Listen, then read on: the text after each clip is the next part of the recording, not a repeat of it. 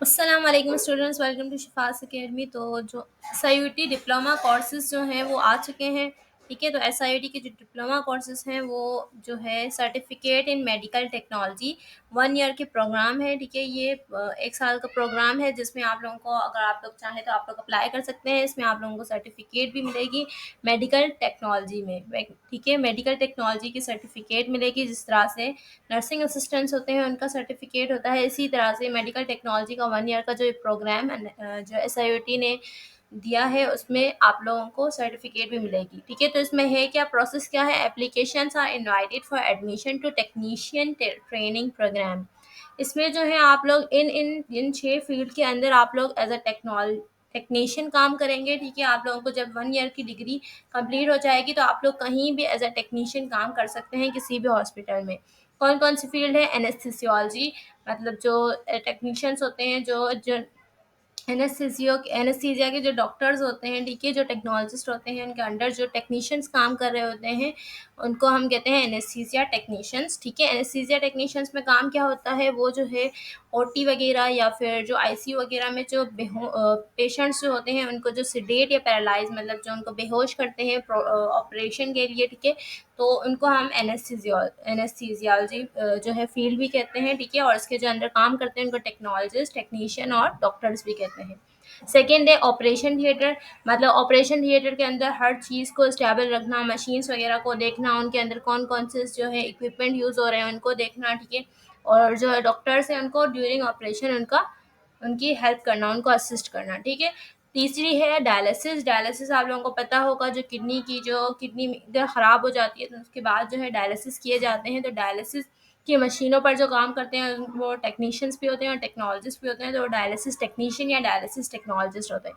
4 है critical care, मतलब जो क्रिटिकल इल पेशेंट होते हैं उनको जो है देखना। ये जो है क्रिटिकल केयर में ये सारी आ जाती हैं, एनेस्थीसिया भी, ऑपरेशन थिएटर और डायलिसिस। ठीक है, और पांचवी है रेडियोलॉजी, मतलब रेडियोलॉजी मतलब कि जिस तरह से अल्ट्रासाउंड वगैरह करना। ठीक है, ये रेडियोलॉजी में आता है। और न्यूक्लियर मेडिसिन, मतलब जो न्यूक्लियर मेडिसिन का मतलब है जो कैंसर वगैरह के जो पेशेंट होते हैं उनकी जो है ना उस पर जो मेडिसिन अप्लाई हो रही होती हैं उसमें जो काम कर रहे होते हैं वो टेक्नीशियंस भी होते हैं और टेक्नोलॉजिस्ट। ठीक है, तो ये 6 फील्ड है। इसके अंदर आप लोगों को एसआईयूटी जो है 1 ईयर की सर्टिफिकेट प्रोग्राम जो है वो दे रहा है। ठीक है, अब देखते हैं कि इसकी एलिजिबिलिटी क्राइटेरिया क्या है।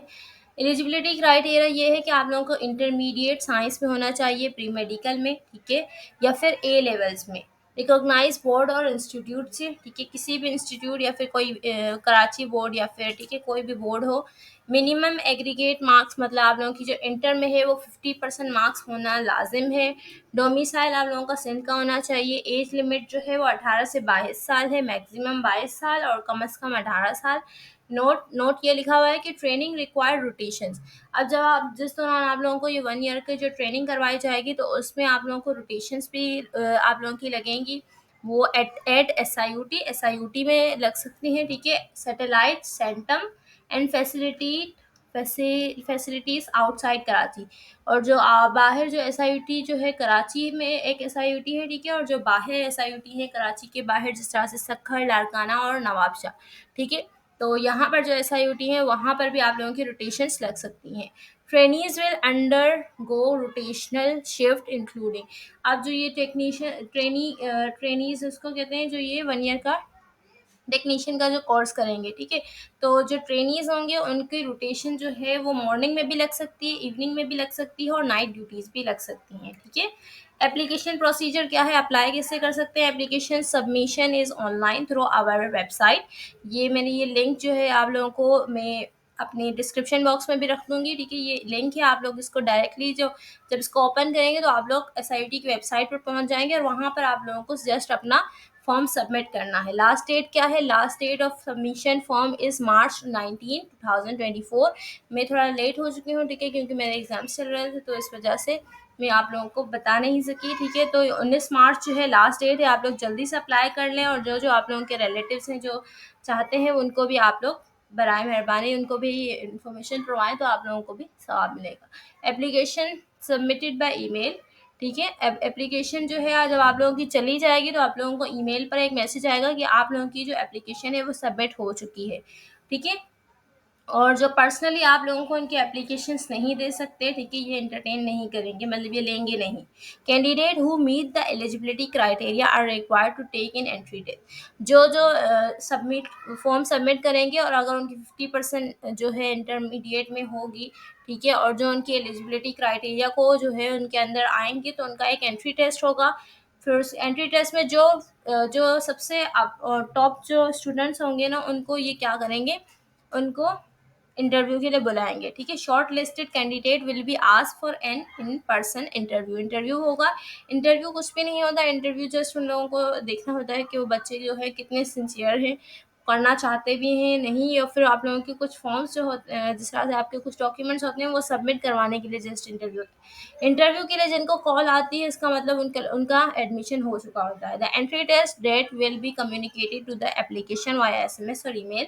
एंट्री टेस्ट की डेट जो है आप लोगों को मैं भी बता दूंगी, और ये आप लोगों को SMS और ईमेल के ज़रिए से भी बता देंगे।